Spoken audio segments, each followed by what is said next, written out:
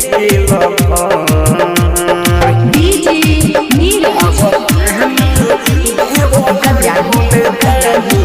Presented by लाडू मुझे पता है।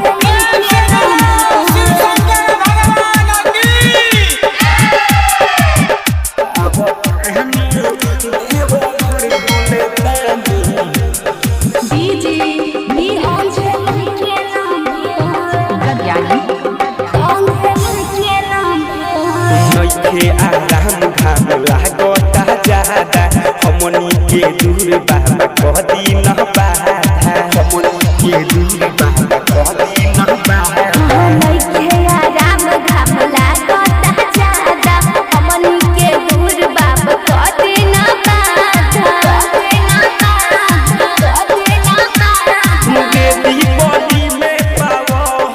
हरिया बतानी देव घर भोले दानी संगे लेके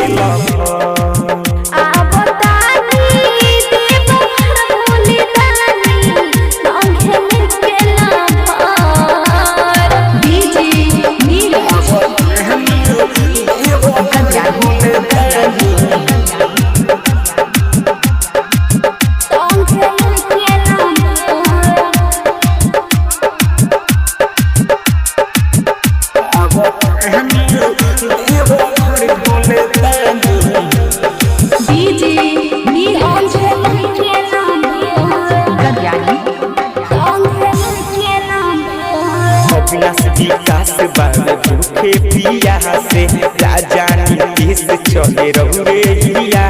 से राजा नीतीश चले रहुए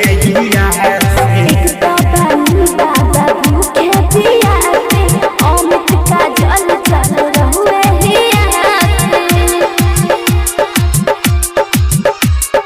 राहुल के गोरे पत्थर आवतानी देव घर भोले दानी